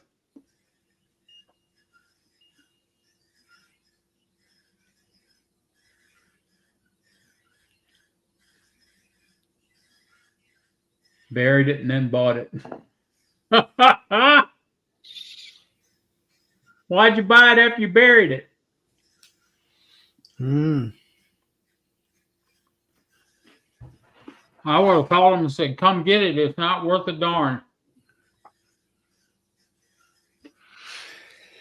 I It don't know. won't even pull its own weight.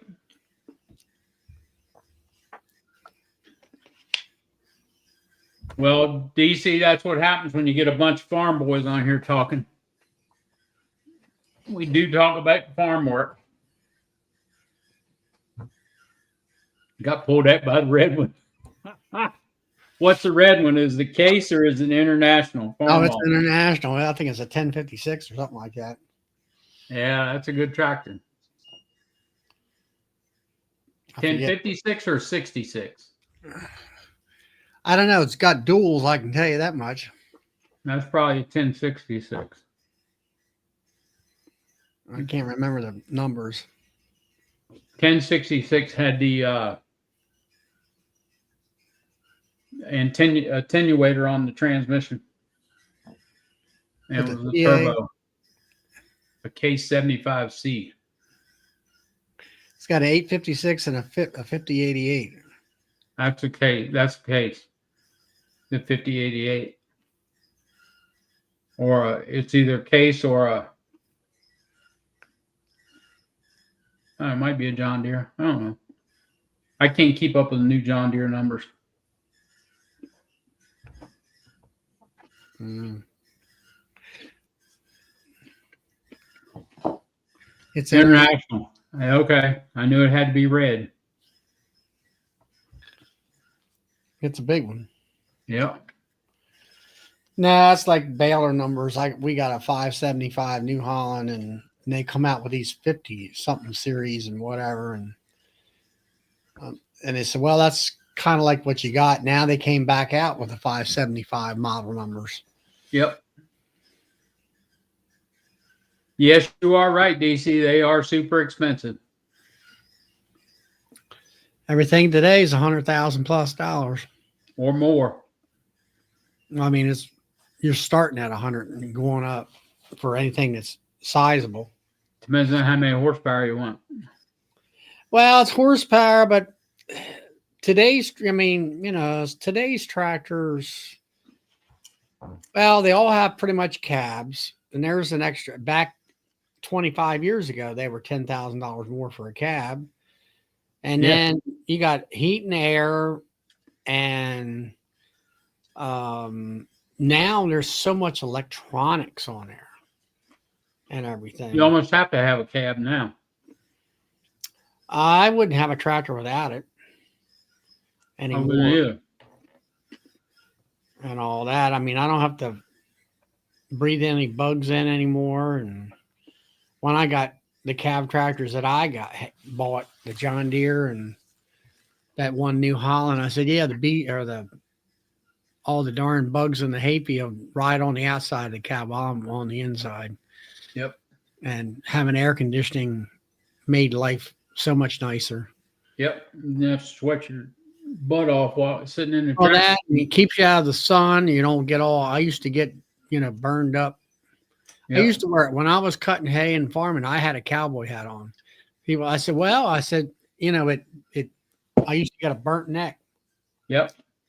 And then we got 4-foot square umbrellas, and that was like 20 degrees cooler when you're underneath that umbrella. Well, Bernardo, you just got to come in a little bit earlier if you want to talk more about bees. So we'll say this. I'm running a scroll tonight across the screen. Pre-orders are available for Nobby. Yeah, that's Jeremy. I can either ship or you can pick it up at Nobby. It's your choice. Yeah, I just looked on. You had a 20 frame extractor for $800 and some dollars. Yep.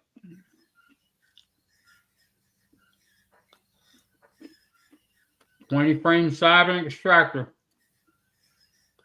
That's a good price. That's a real good price considering it retails for about almost twice that.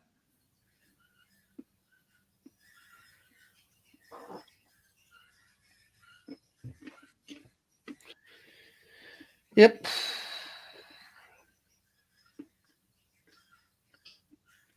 That's about the going rate for them with just a bucket on it.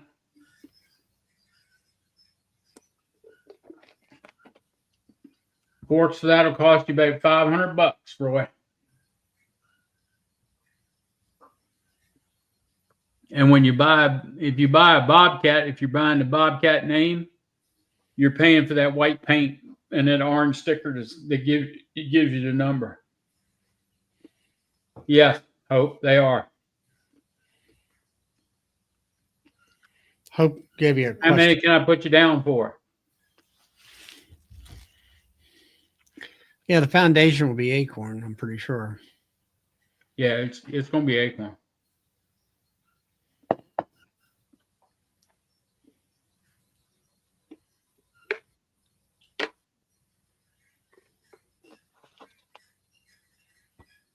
Yeah, everything's just high. That's all there is to it. Yep. So, yeah, you still got any of them? What's that? Bracken, you got any 2-leg drive tractors out there?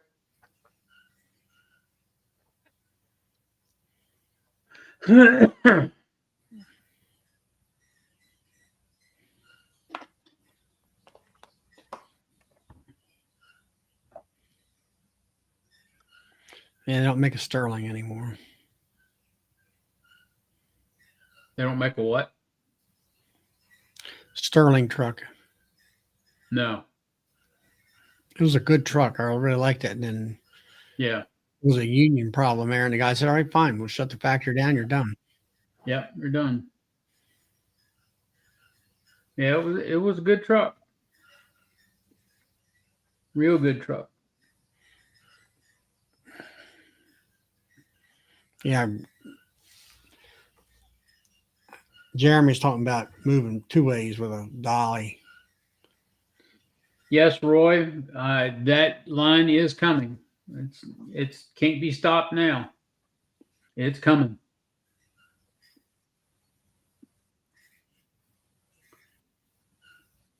Night, All right. Bracken. See you later.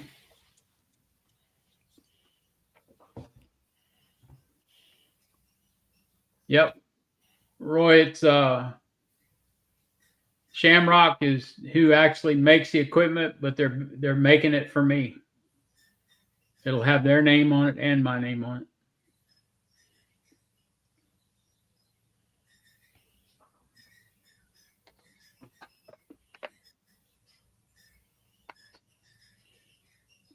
Hey, Rick. How are you tonight?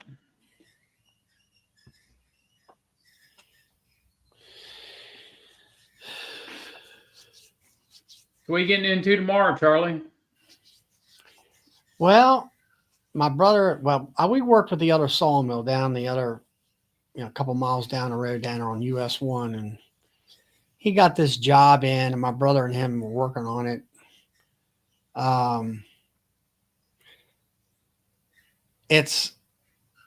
got pulled some metal tags off of it. It's from West Africa. It's called Eki. It looks kind of like mahogany, but it's like trying to cut steel. And you can saw 20 6x6s with the saw, and then you're going to sharpen. That's how hard it is. And we're making we squared up. Last week he squared up a bunch of 6x6s and bigger stuff, and they're done. And we planed it. And so now today we got 300 of these things to do. I think they're 4 foot long or something like that. And we're tonguing and grooving them. So today we did 130 some pieces. My brother set the dado head up on the table saw. Yep. And we're cutting the tongue side. So run it through, flip it over, run it through again, and then you got a tongue right down the middle, about a 1/2 inch wide. I think that stuff's going up to upstate New York for some kind of gates in a dam. Oh, really? That they raise up and down to let the water, like an antique, Yeah. grist mill type of thing. And so we got a table saw, the Delta table saw, and he set the dado blade up. We ran some, some poplar and stuff through it to get it set, or he did all that last week. And so we did that, much of it today. And we got a bunch more to do. And then we got to cut the tongue or the groove side of it.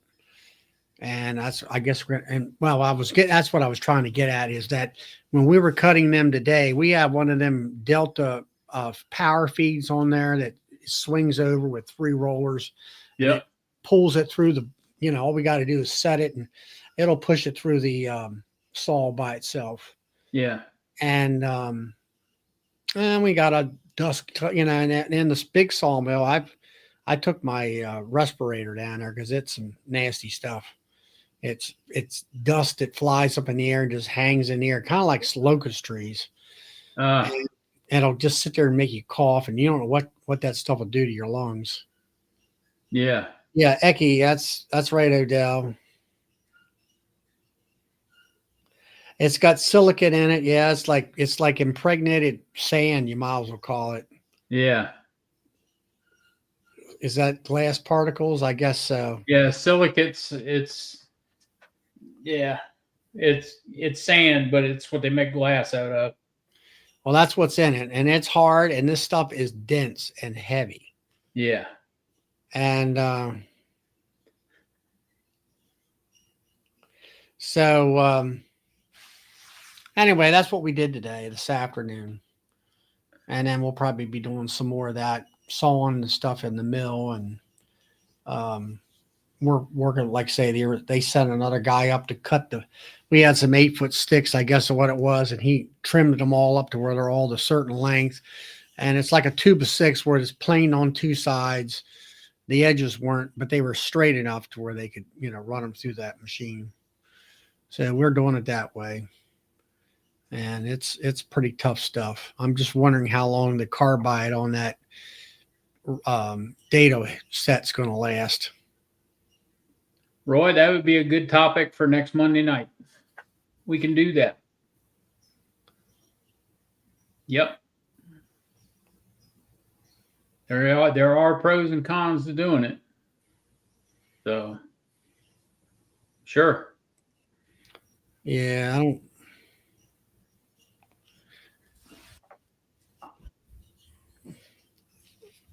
think we're an LLC or not. I'm not sure. Or are you an S Corp? Might be that. We're not incorporated, I don't think. Or I don't know. We changed some stuff here recently. So a lot of people talk about you being incorporation and all that, and then you got to pay incorporation tax and all this other stuff, and then they're about suing. And I said, well, my cousins who are slick lawyers at the time, he says, you can always go through the back door and get you. You don't watch it. Yeah, but with an LLC, you're kind of protected. I think that's what we are. It's where they can't get our private stuff. They can't come after you personally. They can go after the business, but they can't get your personal stuff. And that's what we got. That's what we got. Yeah. So an LLC is kind of worth it, but there's a couple different types of LLCs. So you got a sole proprietorship, you got a partnership. So we got. And then there's a membership as well. So, as far as bees go, I went down out there through this evening there and filled them all back up. They were all dry. This is what I always make a comment on is like, all right, they were filled 4:30 in the evening on Sunday, or I finished up filling them up. Yeah. So by 4:30 today, they're completely dry. Wow. That's 2 gallons. It's gone.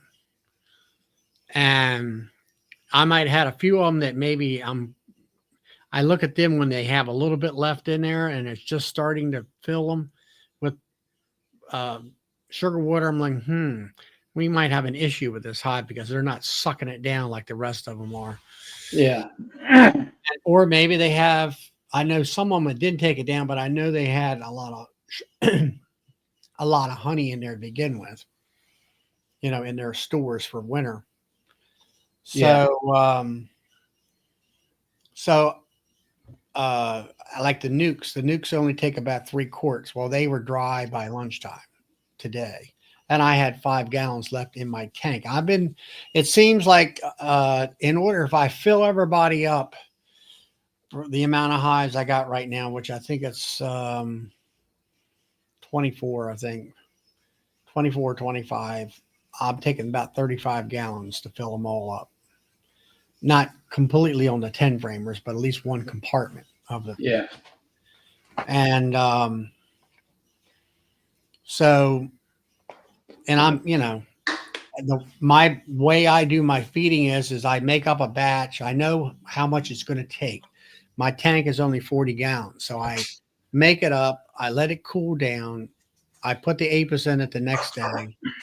I put it in my tank, and then I make another tank up of 40 gallons to have in the wings, because I know I'm going to go out there like Sunday.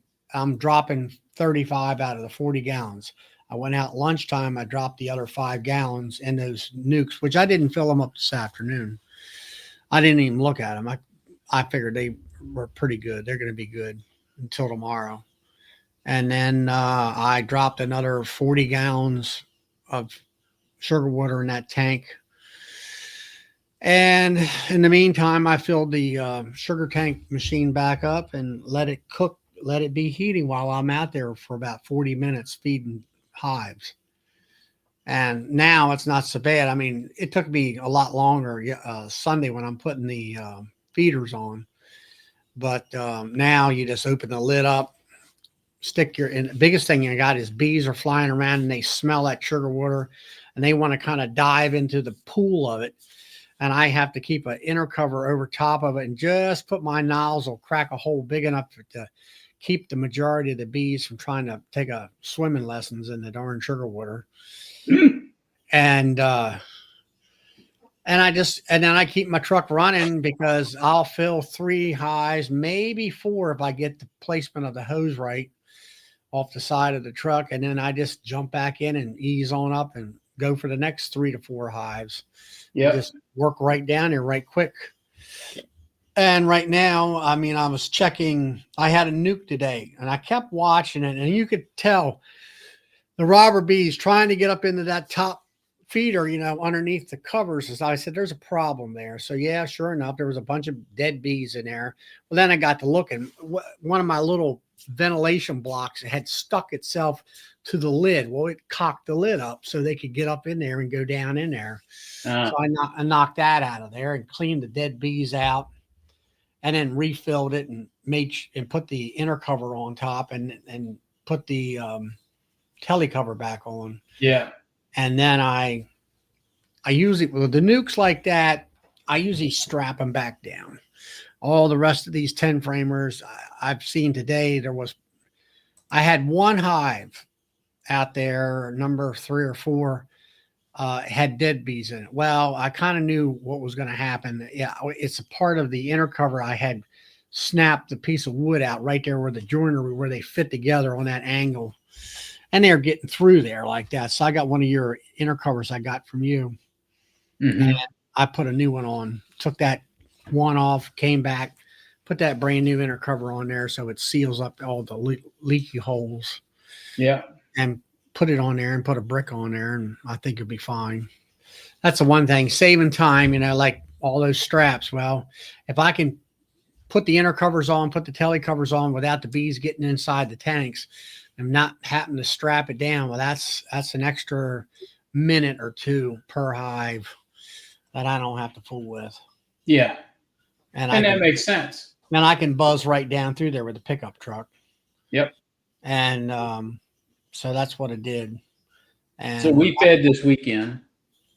By the time I get back to where the tank is, warming up with water, I had left the forklift out for me to use, and I went up to the barn where I got my pallet of sugar and just drove it on down around. That's the one thing about that forklift. You can raise it up and just slide the bag over, cut it, let it waterfall into that tank of water where the agitator's running, and you get it hot enough to where it's steaming, and then it'll melt that, the first 3 or 4 bags, it'll melt the sugar right quick. The 5th bag, you might get some clumping. And then I just let the agitator there and the heat keep on cooking it. And I take my sugar back to the barn and stuff and get rid of the forklift for the evening, put it away. Time I get back, that sugar water's clear, I'll call it, because it's well melted. And then I can, shut the burner off and the agitator off and put it inside the cellarway there where the old garage is. Close the door and I'm done for the day, as far as that sugar water goes, because it'll take all night to cool down. Yep.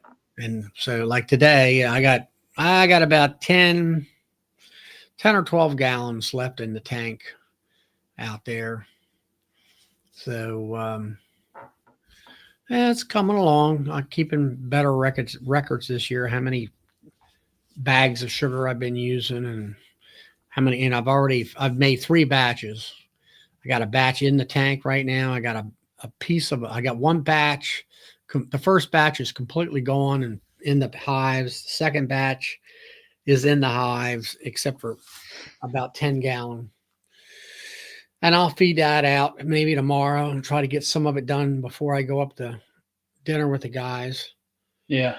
And all that stuff. So that'll be fun. We're going to go I don't know whether we're going to the local bee meeting up here in Pennsylvania or not. The last couple of times have been kind of a drag as far as I got to thinking about it, all these different bee clubs and stuff. And I'm thinking where I'm at with my beekeeping skills. And it's like, man, it's like for the analogy of it, it's like going back to 3rd grade in elementary school, and sitting there listening to them learn how to do arithmetic or something like that, adding, subtracting, multiplication. Yeah. Where it's not, yes, they're the new beekeepers, but it's the same rehash of the same information. I thought about going up to Pennsylvania to that club that I see on Friday nights, but they were going to talk about, winter feeding and just your basics. The same thing they teach every year. And I'm like, nah, I don't need, and I'm glad I stayed home because I got a lot done. I mean, it was hard on me physically, but I got it all done. I kind of feel like I'm caught up now with a lot of this stuff. You're actually caught up? In a sense, yeah. I had, the bee. I mean, right now we're kind of coasting with the bees. Done with the farm as far as hay and that kind of thing. Yeah. As far as doing anything on the weekends or evenings or days, that's all done and put away for the year. And as far as me driving or doing anything like that, and beekeeping wise, I don't have to worry about, honey production is over with. I've got 2 out of the 3 of my mite treatment program is over with, that I physically have to put on the hive or something like that, or put shims or take it on, put it on, take it off type of thing. Yeah. And like Brian there, he's got 5 more weekends left for farmers market. I'm sure that's it's a lot of work to that. Yeah, it is. There's a lot of work farmers markets. A lot of work. Farmers markets, you got to do all the prep work like Phil does and Brian and all that. And then you got to pack it up and then you got to take it there and then you got to set up and then you got to sell it and then you got to tear it down. You got to either bring it home or go to another one. Yeah. I don't know if I could do that. And Roy's going to start thinking about starting a bee club for a quarterly bee club. Well, I know some folks down there where Bill lives in down there. What is it in your area? Shenandoah County. They do a quarterly type of thing in the summertime. I believe every other month. Is it every other month? Every other month.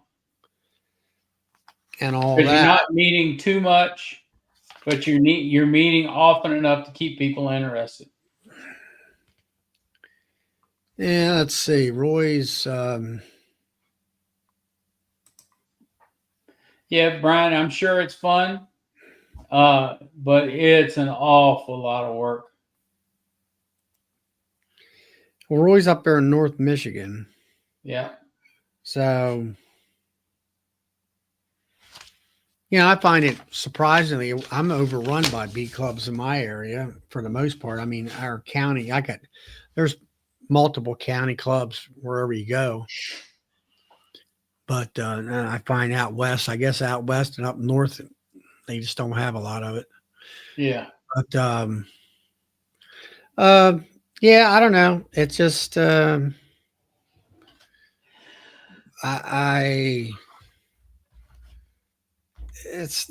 my biggest or not a downfall, but my problem personally is finding something that is intriguing for me Yeah. as far as nuggets of information. And I'll probably have more fun tomorrow night at dinner talking to a commercial guy, and Will is definitely sideliner, and I consider myself a sideliner, even though I don't have as many hives as he does.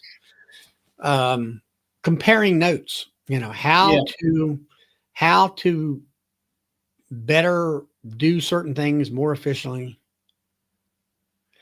Master beekeeping program, I don't know. I don't know.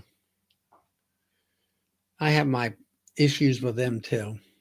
You are a master beekeeper. You got your degree from University of Hard Knocks. That's right. Yep. I'm an HOST master beekeeper.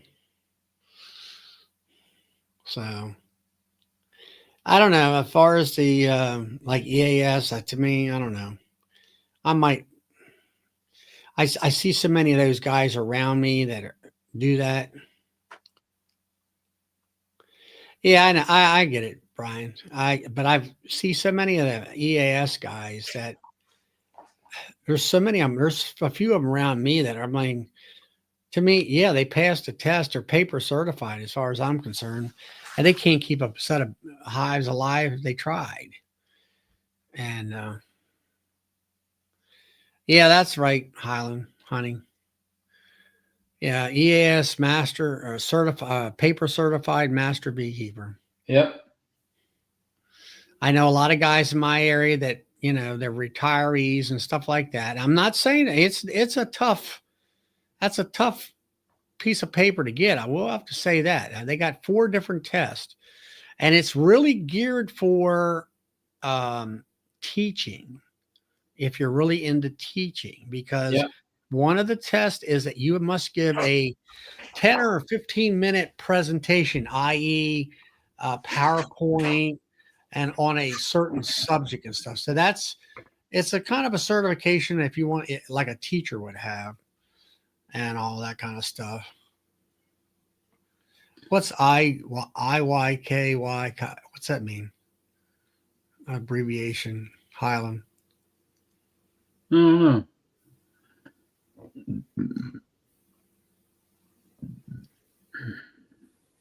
What's IYKY, Highland? What's that mean? If you know, you know. Yeah. Yeah. Well, that's like with me, Highland. It's like I came up with the idea with HOST Master Beekeeper, hands-on, self-taught. Yep. But but I'm not really. I don't mind. I don't think I would want to get into the teaching mode all the time. That's why I went with Cornell. Cornell's program. It's geared towards field work instead of teaching. It's what? It's geared towards field work. Yeah, but you showed me how you had to write that paper. Yep. And I'm like, that's not for me. I can't do that kind of stuff. That's not, how to be able to sit there and write all that. Of course, I don't have much college background when it comes to that. Yeah. So that ain't for me. Well, it's 10 o'clock. Yeah, it's 10 o'clock. So don't forget about Nancy tomorrow night at 7:30. She'll be on. And then Joey on Saturday night and Charlie on Friday night. And I'll see you on Charlie's Friday night. So y'all have a good week. Yeah. Thanks, Brian, for that comment there. Both of you teach a lot too. I said, yeah, we do. Yeah. We give, So- as we call it, nuggets of information here, there, and everywhere. Yep. And don't forget about Nobby pre-orders on my pre-order page on the website. So you guys have a good evening, and we will see you later. See y'all.